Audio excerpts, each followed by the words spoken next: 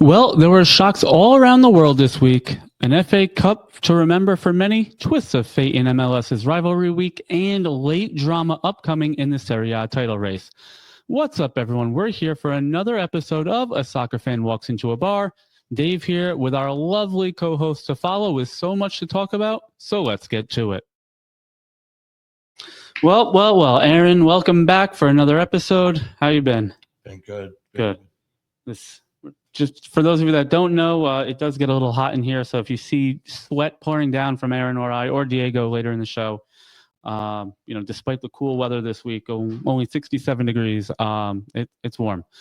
Also, for those of you that are watching on YouTube, take a look. We are starting to flesh out our new setup here in the studio. We got a couple of the leaks fixed, so our rain boots have gone away for now. And let's jump right into it. A huge FA Cup match for several reasons. Obviously, we have a lot of fans here of Bournemouth and Brighton and Fulham, so they're rooting for one side as well as our Man City supporters group, and then we have Crystal Palace as well. So a lot of motivations outside of just who's winning the FA Cup this year for the first time, at least for us, locally, in quite some time, as well as some Americans playing. So let's get to it. Crystal Palace with an early goal from Ebrichieze, 1-0 victors over Man City, the David versus Goliath matchup that we all had, completely against the run of play. What were your thoughts on the match? I find it to be incredible. They came out firing. Again, most people did not think that Man City were not going to walk away with the trophy. It essentially was going to be a one-sided match, and Crystal Palace came out to change up the game a little bit. Yeah, well, and to be fair, one-sided it was. Possession was 79% for Man City, 23 shots, 6 on target, only 2 shots on target for Palace, but they got the ones that mattered. And absolute scenes. It's their first trophy in history, which is mind-boggling for a team of that age in London. To just sheer dumb luck, you'd come up with an FA Cup or a League Cup at some point in history, but never having won a trophy. You saw what it meant to the fan base and the players and the staff. Diego and I talked starting the end of last year. Oliver Glasner really has them, humming on a level that they haven't really seen of late. And now they're in Europe for the first time in their history. What do you expect from them next year in terms of league placement and in Europe with that? Will they be able to balance both competitions? It depends on where their team goes. Are they going to hold on to their key players, or the key players are going to move up? One of their players said it right now in their celebration. They're sitting 12th. Yeah. What's going to happen next year? That's the big key. Yeah, I do think that'll be, depending on what their ownership decides to do, depending on how they tackle this transfer window this summer, will certainly pave the way for whatever they've got, for not just next year, years to come. They really do look like they're starting to get things in order to make a multi-year run, like Brighton has done, like Bournemouth is starting to do, like Newcastle is doing on a much different scale. So congrats to Crystal Palace. Better luck next year for Man City and the rest of the 92 teams in professional football. And, it really does, show the majesty of the FA Cup when a team like this is able to win like that. Elsewhere, we had the penultimate league day for most teams. We still have a couple matches left to play. We kicked off the weekend on Friday. Aston Villa 2, Tottenham 0. Only 1 shot on target for Spurs. Where do we go from here? Hopefully up. I mean, that's the only other way they can go is down to the championship at this point. They are in 17th place. Obviously a well-rested side. They do have, which we'll talk about later in the show, they do have Man United coming up on Wednesday in the Europa League final. But they just, I'm speechless. And that's, as anyone upstairs in the tap room or on the show in the past will tell you, that doesn't happen often. It's been one of those seasons. Yeah. It's been a crazy season. You've got teams that were in the mid-table that are fighting for Europe. You have teams that were fighting for Europe that are now on the bottom of the table. Yeah. It's been a crazy season. And like we just talked about, Tottenham or Man United could find themselves in Champions League play next year, depending on, one of them will be. It's wild to think of that. Despite the 16th and 17th. Yeah, 16th, 17th place. Let me just bring up, they're still both under 40 points. Let me see. Tottenham is now, after 37 matches played, only 11 wins and 21 losses. Somehow they still have a positive goal differential. They just have to be happy that the 3 teams being relegated just. I mean, it's been a historically bad year for the newly promoted sides, which gives some solace to West Ham United, Man U, and Tottenham. But it really is shattering to any Spurs fan that I've spoken to in the last 8 months. You had all this promise last year early in the range, then it kind of fell off. And then year 2, he always wins year 2, and it's getting dicey there. They have all their eggs in that Europa League final against Man United. And speaking of Man United, here we are. Chelsea, also on Friday, Chelsea 1, Man United 0. We had a very good fan base upstairs in the tap room to watch Marc Cucurella's goal in the 71st minute, the lone goal, and another shocking match from the Red Devils. It's as a neutral and now as a fan of a non-Big Six team, it's great to see this I don't know if turmoil is the right word, but just upheaval within the table. Only 1 shot on target now for Man United.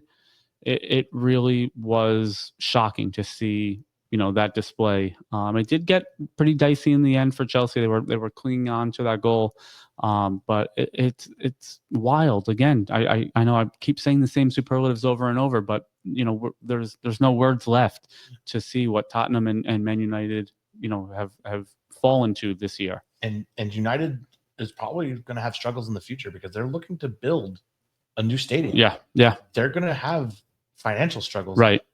I just read an article that said that Amorim is going to pay Amorim is paying for his staff and the family of his staff to go to, where's the final? Bilbao? I believe it's in Bilbao, Spain, on Wednesday.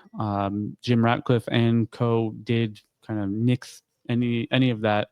I believe every player gets an additional 2 tickets. Okay. But they're not covering room and board. They're not covering flights. They're not covering any of the travel. So, again, a far cry from the glory days of United and Alex Ferguson. And for me, obviously I will never have the money that Jim Ratcliffe has. I will never be in a position of ownership of a Premier League club, unless Mr. Foley, if you're if you're looking to take on some people, here I am. But to see, it's not that he can't afford it. It's not that they can't afford it. It just, I understand you need to tighten the ship a little bit, but these are some of the worst PR moves you could ever put out there. Is okay, great. We made a final, really the only good part of the entire year. And, our staff that have been here for 30, 40, 50 years that, live and die with this club, that don't have the income that Ratcliffe and the players and the coaching staff have, are not able to go on their own. Yep. Are not able or are forced to go on their own, rather, as opposed to having the club, send them. So it really is incredible from that standpoint as well of just, why? I don't understand that aspect of it. Is the goodwill that you could get by just writing, I don't know, what's it cost? $100,000? Yeah. Just send him.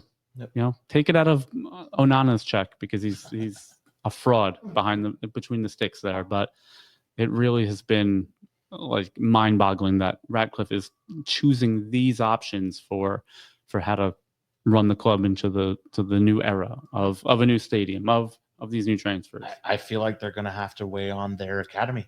I feel like which is not the worst thing in the world. We've seen it with Barcelona, in rough times. We've seen it with Real Madrid in rough times, and they flourish because of it. And then they get back to their Galactico era, oddly enough, and then it all falls apart. Okay, elsewhere in the league, a very memorable match for Everton. Their last ever match at Goodison Park, a 2-0 win over already relegated Southampton.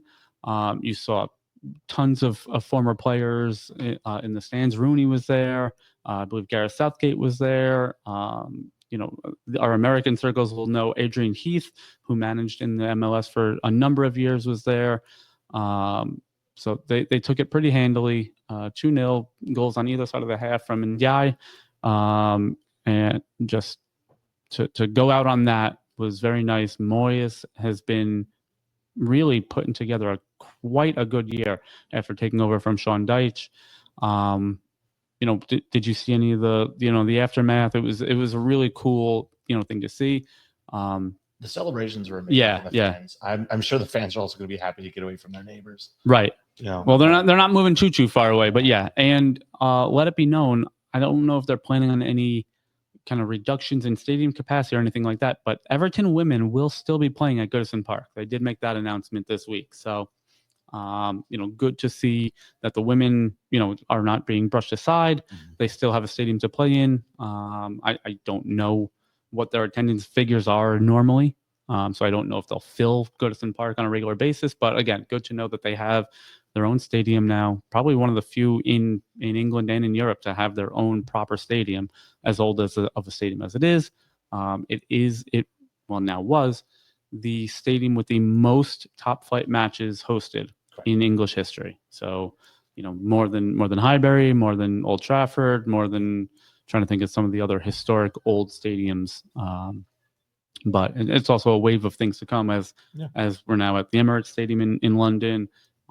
Tottenham Hotspur just moved into a new stadium. Old Trafford will be, I don't know if they're demolishing it altogether, but United will be moving into a new stadium. So to see, these older stadiums replaced is a sign of the times, and, probably will be a record that never gets touched, because I can't see another stadium being 100 years old and still being in use. And I'm sure the fans are going to be happy that they're going to be playing Premier League soccer. Oh yeah, they weren't fighting for relegation. No points deductions this year to threaten that. So, all right. Lastly, within the Premier League, we will go to a team that is closer to your heart, Arsenal. 1-0 victory over Newcastle in a outside of Liverpool, a top of the table clash, and it was a good bounce back for Arteta and his crew. We talked about it last week, upstairs off camera. They could be second, they could finish 6th, 7th place possibly. So for them to get that 3 points, well deserved. What were your thoughts on the match? I thought it was a fantastic match. It was a must win.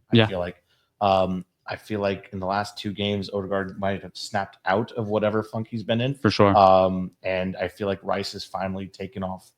Last season was his first season with them. This season, he's finally meshed, and he's putting a lot more shots on goal this season. Yeah. So with that win, did I see Kai Havertz got back on as well? Kai Havertz is still in training, I think. Okay, I thought I saw him on the bench, but it might have just been on the bench as a. No, he came on. Oh, he did. Okay. Yeah. Let's see let me see what minute, but he did come on. I thought I heard that he came on, so probably for Trossard or Saka, as they came off. But that win does clinch second place for Arsenal. They are now 5 points clear of Newcastle, Chelsea, and Villa, all on 66, and Man City and Forest both on 65. So next weekend is going to be an absolute barn burner, with all those squads in contention for 3rd place or potentially 7th place. It's going to be a fun one to watch.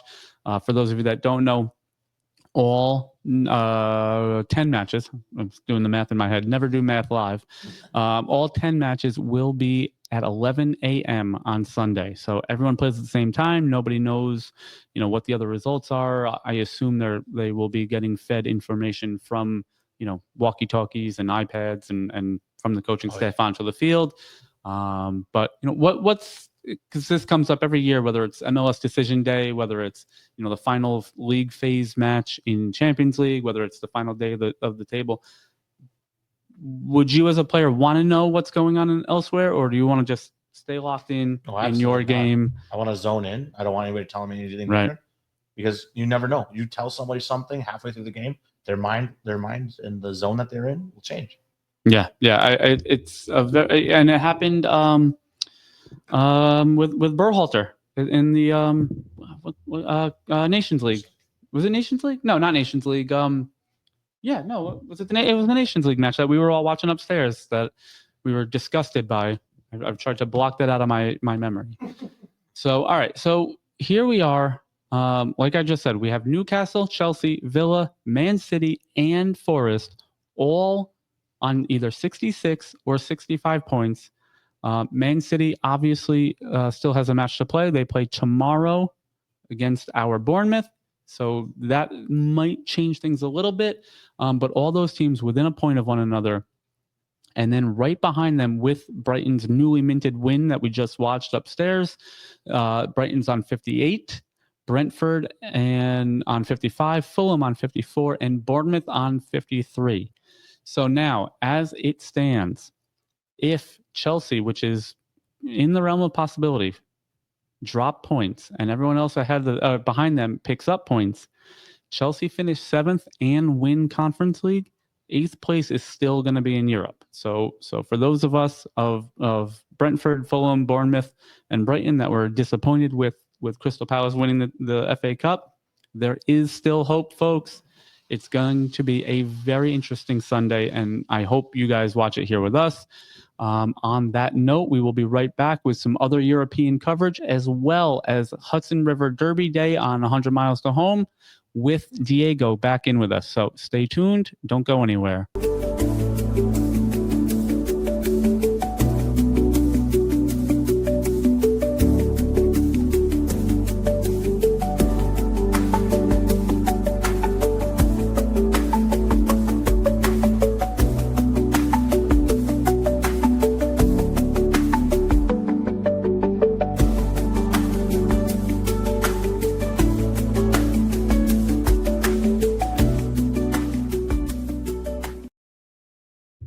All right, welcome back. We just had What's up, everybody? I'm coming back in. There you go. All right, Diego. Oh, hold on. I'm fired again. I got the wrong thing up. Oh my gosh.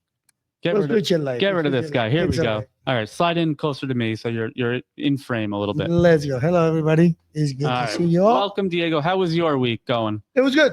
Good. It was very good. We did some magic. I went to a magic I heard. You and Aaron went out where? Yeah. Hartford? Hartford, Connecticut. Yes, Nice. It was a lot of fun, though. Good. I'm glad. Otherwise, soccer was incredible. Yeah. So many good matches, so many good things. And we're ready to talk about it. Let's All go. right. So on the heels of their match, their city derby match with Espanyol, Barcelona have won La Liga behind the babies of Yamal, Pau Cubarsí, Gavi, Pedri, those kids. So they are mathematically clinched, 4 points ahead of Real Madrid now with the ultimate match left. 85 points. They are on 99 goals scored. So they will, I would assume, break 100 this year. And as we talked about last week, Carlo Ancelotti will be on his way to Brazil. So there's no competition right there right now. I think Madrid is going to run into a little trouble next year. So because of that, we might see a couple of years of I think Barcelona dominance. And I think, under Xabi Alonso, I do think, he's got the Madrid DNA. He's a much younger manager. I think that this, it's very difficult. You got Florentino Perez over there, always wants to win no matter what. Oh, absolutely. But I think Real Madrid might be a little bit more lenient, might be open to a 2, 3, 4 year project. We'll see. And to bring through their youth from La Castilla, and we'll see if they can compete with Barcelona's youth. And absolutely. And you know what? Also, Atletico de Madrid is going to be really good next year. I think that's going to be the race next year. And you know what? Bilbao has had put together a few good seasons now in a row. Bilbao sit fourth. They're coming out. They're one of those up and coming. And we'll see what a Champions League campaign does for them, and the prize money from Champions League. Can they bolster their squad a little bit? Absolutely. Obviously, they traditionally only keep with buying Basque players, so they have that kind of self-imposed prison on them as well. So Yeah, but that's good. That allows them to invest in their academies a Sure. lot Oh, more. yeah. You know what I mean? And they have put up a really good players. They don't keep them. That's my problem with them. yeah, They well, don't really keep them. they've- They give them the chance to go somewhere else, and that's they've commendable. done quite well know. with this current crop Yeah. of players in keeping The ones. Iñaki and Nico Williams, Yeah. Oh, yeah, you're and right. so You're totally right. so we'll see if, especially now with Champions League, Yeah. we'll see if that can maintain now that they have that yeah, prize money I mean, coming they in. kind of have to. And yes. how about this? Our way too early prediction next year: who wins La Liga? Barca? Barca Oh, again. these kids are gonna stay, man. They're gonna stay and they're gonna play crazy. All right, you heard it here. mean, yeah, The absolutely. 25-26 La Atletico Liga. comes second, about 4 points behind. Okay, I like it. We'll clip this and yes, absolutely. well, listen. This time next year we'll see how wrong we are, because our success rate on predictions is just abysmal. God awful. Abysmal. We're so bad at that. Speaking of predictions, we have Serie A, a very important weekend coming up. As it stands right now, with one match left to play, Napoli sit on 79 points, Yep. Inter Milan on 78. Now, Napoli had no European play this year. They're Inter fully has focused. a May 31st date with PSG in the Champions League final. Finals, yeah. Napoli has who do they play? They play Cagliari on Friday, as well as Como hosting Inter Milan on Friday. And the reason they did that, again, just like the other leagues, they traditionally have all the matches at the same time. But because of the finals, They did flip it around a little bit. Not only that, but there is a seldom needed, but they do have the rule in there. Yeah. So Serie A, if there is a 2-team tie on points for the championship, they don't go to differential.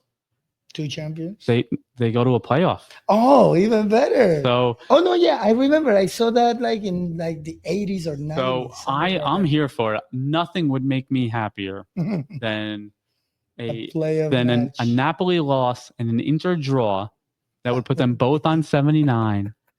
And Look at this man playing listen, devil's advocate over here. who doesn't want that? Absolutely, no. To be 100%, a one-off yes. match for the Serie A title. Especially in Italy, that's a bloodbath. It would be incredible. Yes, it no, would be 100%. absolutely incredible. So they pushed the game up to Friday in case they need, obviously, from Inter's standpoint, you have, the Champions League final also. So you have to kind of try to sandwich this potential playoff game in without being too much of a competitive imbalance. And, whether, you want Inter to win the title or not, you do have to be fair to them in terms of they got to choose. They Yeah. kind of have to choose, I think that's kind of like the way it is. What's more important right now? And I know it's Oof. Italy, and to them, the Scudetto is sometimes bigger than any Champions League or any other thing. But they haven't, I think they won these champions. I think they're going to prioritize that at least, and then say, we're going to win this game, and whatever happens. And Cagliari sit in 14th place. They're visiting Napoli. In all reality, Napoli should walk away with this with 3 points, and it's all moot. As Inter visit Como, who had a very good, surprising year. Their first year in Serie A. They currently are in 10th place. Actually, they're in 10th. They can't move up. They can't move down. They are 11 points away from Milan in 9th and 5 points ahead of Torino and Udinese, who sit 11th and 12th. So, so what do you think? Do you think Napoli take it? Yeah, it looks like it. It kind of looks it's reasonable. I mean, Milan is gonna win. I'm pretty sure they're gonna win. They're just gonna try to do the best they can. Right. But it's out of their control. And Napoli's playing too good. Yeah. Like that's the thing. They had a really good year. Their players are focused. This totally skipped my mind, but another layer of complexity. Napoli and Inter, due to suspensions, will both be without their manager.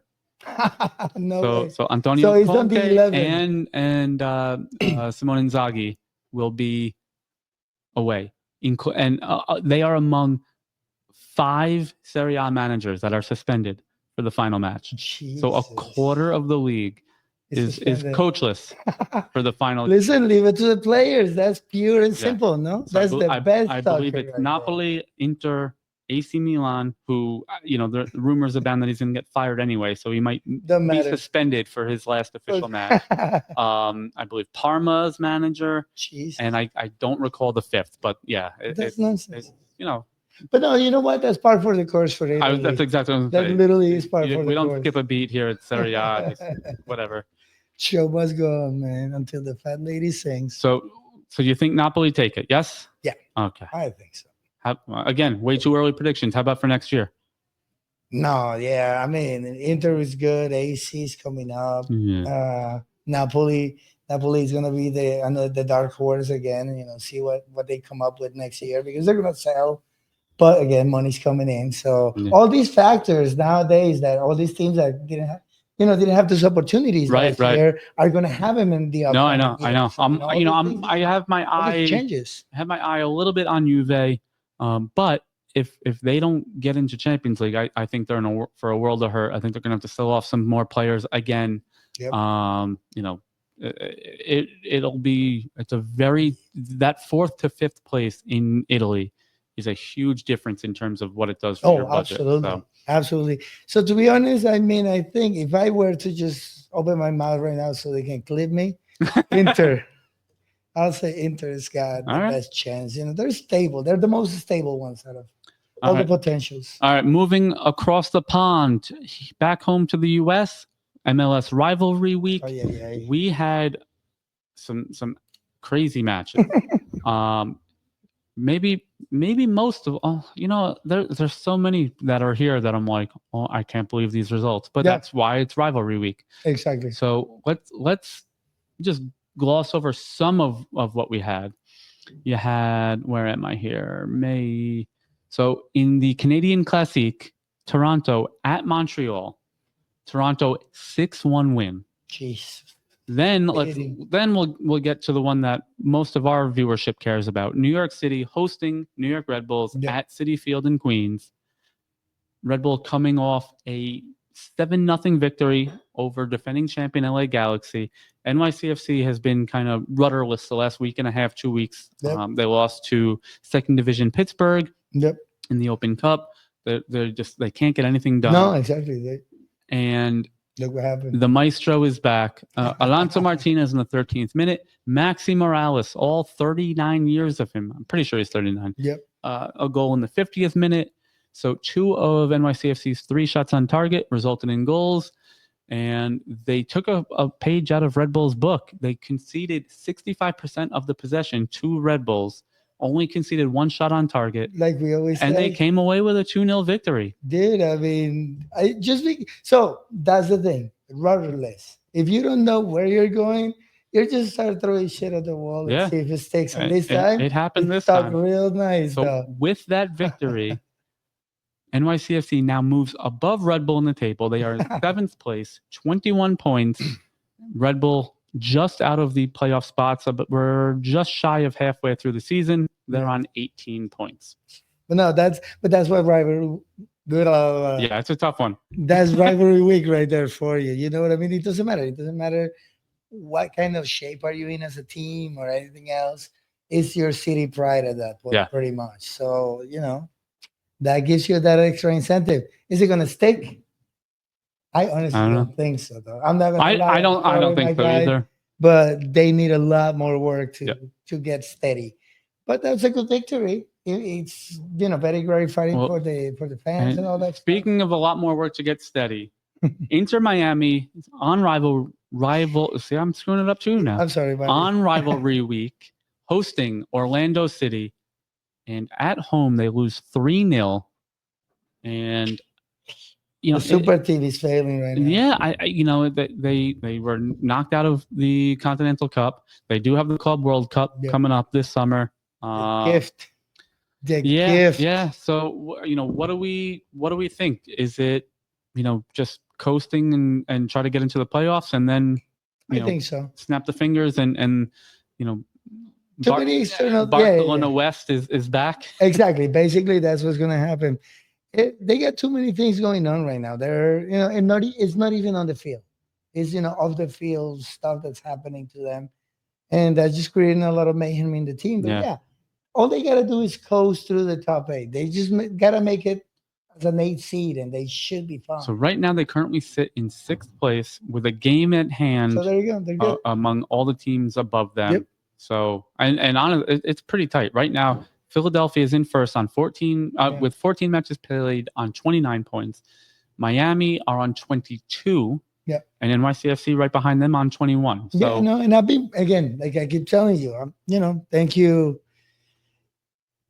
for letting us watch all these games here at the brewery. But I've been watching the teams, and Miami looks good. Yep. They're not off their rhythm. They're playing well. Their players are there. Messi's going a little crazy, not in the sense of play, but like his behavior on the field. Yeah, he really. I don't know. It's kind of like of the cuff for him. My only suspicion is, and he's not the first to do it, and he won't be the last. Is I think a lot of these guys, last year was kind of the welcome tour for Messi. Yep. And I think a lot of these guys that come over from Europe, think it's going to be a walk in the park. And between the travel and some of these games are on turf. Yep. And, the technical quality might not be there, but the athleticism is there and then some. Yep. And I think these high quality European players don't realize what they're in for. Mm-mm. And when they pull the red carpet away, and after now, the first now we're year, back to regular matches. You're just a player now. It's like, holy shit, like what, you don't do that to me. Well, like we always talk about, exactly, CONMEBOL style soccer. CONCACAF is not that far back, and you're coming from Europe being a super mega star, right. where the whistle 90% of the time goes your way. Then, like you said, year 1, same thing, they treat you just like they treat you over there. But year 2 and on, you become part of the league now, and it's a shock. And that is pissing him off, man. Making him so upset. Part of me, it's understands it. I like seeing this side of him. It's I guess he's always Mr. Nice Guy. That's for sure. So, all right, last one. We'll just briefly touch on this. We'll go out west in MLS Rivalry Week, and El Tráfico, LA Galaxy, LAFC, 2-2. Pair of goals from Marco Royce, goals from LAFC from Denny Bouanga and Nathan Ordaz, and LA Galaxy now the defending champions, 14 matches played, winless. Damn. No wins, 4 draws, 10 losses, a negative 21 goal differential. We talked about it last week when they lost, 7-0 to Red Bull. It's crazy. Forget about the worst start from a defending champion. They are by far the second worst start in MLS history through 14 matches. Only 90, I believe it was the 99 Miami Fusion team. Wow. So, and now we're going back into the shootout era. Yes, sir. So they had wins that would have been called draws in current day, that kind of stuff. But 14 matches without a win. Insanity. And, obviously a lot of this was in motion before the season even started. Yeah. They just announced that Greg Vanney has been given a contract extension. Again, compounding. The optic of it is just not, what you'd want to see on the heels of a 7-0 loss in a MLS Cup rematch, and then drawing it home to your biggest rival, in-city rival. So. Yeah, no, it's not looking good for them. And I don't know where he's going at. And it doesn't look like it's the play, it's the demeanor again. It's all these things right now that are happening, all these weird situations are mostly like personality issues. Yeah, I mean, they lost a lot of players in the offseason, which, happens to every champion. Obviously, the salary cap compounds a lot of those issues. But you would think just, again, out of sheer luck, they would get some results here and there. Yeah, and it's not in the cards for them. No, absolutely not. And that's how you compound a worst losing streak ever. Right. Or winless streak, because they haven't lost everything. They've tied a lot, and that comes, with the territory, But still, there is no solution in sight for them, to be 100% honest, the way it looks like it. I kind of checked it out after the game. I checked the articles and everything is on the same page in that one. Yeah. There is no solution in sight for LA. All right. Well, on that note, let's jump over to what's on tap, our watch parties for the week. Obviously, we won't have them all live here in the tap room, but some big matches. Tuesday afternoon, we have Man City hosting Bournemouth. Yep. This is Bournemouth's last kind of squeak of a shot at getting into Europe. It remains to be seen. I'm on record as saying, obviously you can never turn down Europe, but I don't think they have, the horses in the stable to compete next year. So, maybe it's just a bit too far for them in a good way. And we'll see how that shakes out. Yeah, absolutely. But I mean, it would be nice. Oh, of course it would. Yeah, like I said, nice. Just to watch him play. You can never turn down Europe. Yes, exactly. And then Wednesday, alongside our Hudson Valley Gives party upstairs, we will have Man United Tottenham in the Europa League final, 3 p.m. kickoff. Yes, sir. Fireworks will be going, at least in England, and probably Bilbao, Spain. Predictions, what do you think? What, for those? Yes. I don't know. Does United take the title? Does Tottenham take the title? I'm a little too aggressive right now. You are. So sorry. I'm thinking, can we just give two losers? Can both teams lose? Yeah, I've been campaigning for that. Give it to the third place? No, can we give it to the third place? It deserves it more, no matter who the third place is. All right, let's put a lot more work than these two people. This was not in the plans here. We'll go off the record here. We still have Aaron in the room with us, a big Arsenal fan. What do you think? First time in my life, I'll be a Man United. You didn't hear that. But Aaron said for the first time in his life, he will be a Man United fan. And I have a follow-up question to that. So right now, as it stands, Aaron, Arsenal are in second place. Tottenham are in 17th. If Tottenham pull this off and win a trophy, who had the better year? Well, I still think I agree. He says Arsenal still. To be in a Champions League semifinal, 90 minutes away from the same final, but a higher level tournament. I still think Arsenal far and away had the better year, but you will hear those, those of you that talk about the dusty trophy case from Tottenham that has nothing in it basically the last 40, 50 years. It might stay still. It might still be empty, man. And then on Sunday, we will have as many matches as possible up here. So 11 a.m., all 10 matches. All that stuff. At the same time. Yep. Among the NBC stable of channels. You have NBC, you have USA, you have NBC Sports, you have Peacock, you have Arsenal, I think, is on Sci-Fi. It's all happening. So it's all happening as much as possible. Get your eyes open. That's a good one, though. And the beers will be flowing. We have Stein Sunday for Premier League match day, final match day of the year. I'm looking forward to it. I don't know. Obviously, we'll be watching the Bournemouth match. We'll see what we get on the big screen and what we get on the peripheral TVs. But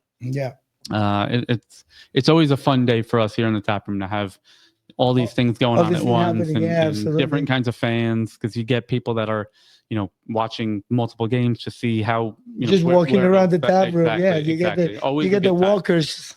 All right, last thing, one for the road. You have anything for us? I do, but it's a personal thing. I wanna give a shout out to all the Colombian players in the Premier League, especially Crystal Palace and Liverpool. Lucho, champion, and Lerma and Munoz. Jefferson Lerma. And Daniel Munoz. For our Bournemouth fans, Jefferson Lerma is a former Bournemouth player. Yeah, exactly. So, I am Colombian. I love my guys. They did well. Champions all around, And like we were talking about earlier, the beautiful thing of this year, the champions were not the same. It wasn't like the same team that wins the league, wins the FA, and then wins this. No. And I will build off of that, actually. So you're talking about your Colombian champions. Chris Richards and Matt Turner, Americans, were on that Crystal Palace squad. Exactly. So they are officially FA Cup winners as well. Shout out to you guys, man. It's always good to support our people. Guys. And my one for the road, Dean Howson, center back for AFC Bournemouth, 19 years old, signed from Juventus at the beginning of last year, or the beginning of this season rather, for $15 million. Has signed a deal for 50 million nice. to play for Real Madrid. Oh wow! So, really, what a bit of business. Obviously, myself and all other Bournemouth fans are sad to see him go. But when you play for the Spanish national team, and you look at the phone and Real Madrid is on the caller ID, you're picking up the phone. So good for him. Best of luck for him. He played well. Yep, he will be. The plan is for him to be in the U.S. for the Club World Cup. Yeah. So they have a game in Philadelphia. We'll trying to move some things around and see if I can get over there for it. Yeah, no. Let's make a thing happen. But it would be very cool for him to be a Real Madrid player. Yeah. He got his senior debut against France. Was it against France? France or Netherlands? I can't remember. No, it was against Netherlands. And he did assist a goal to to bring things level in the February window, I believe. So he's senior cap for Spain. Yep. He's making the move of his dreams to go to Real Madrid. Absolutely. What a season for him. And he wasn't even going to be starting. October, November, Marco Sinisi got injured, and Dean Huijsen or Housen, depending on who you listen to. He takes advantage of the opportunities. Of course. And he's a hardworking kid. Oh, he is great. He speaks, I think, 5 or 6 languages at 19. What a great guy. What a great player. And hopefully a step of things to come for him. Yeah. Obviously, I think I'm on record here is enjoying Barcelona better than Madrid, especially now without Carlo Ancelotti. But obviously we'll always have a soft spot in our heart for Housen and Real Madrid while he's there. So. Yeah, no, absolutely. Congratulations to all those players, and you guys have a very good weekend. All right. Yep. That's going to do it for us here. Stay tuned if you want to come for the watch party tomorrow. Yeah. Well, if I get this out onto the intrawebs tonight, it'll be tomorrow. But Tuesday, the tap room will be open the bar will be open. The kitchen will not be open for the Bournemouth Man City game. So if you want to bring your own food, that's fine as well. But throw us a follow, Instagram, Blue Sky. All those little things. The Discord is being built out incredibly well. So get on to the Discord as well. Give us a search on that. Yeah. If you're having trouble finding it, reach out to me, cdunewberg@gmail.com, or reach out to us on Facebook or Instagram or Blue Sky. Watch us on YouTube. And that does it. Like, share, follow, everything. There you go. Finally got it all together. Woo! He's got it now. Thanks for the Be well, everybody, this time around with that. So thank you guys. We'll see you up in the tap room or right here on the show. And thank you, Aaron, too, man. Yeah, Cheers. Thank you, Aaron, again.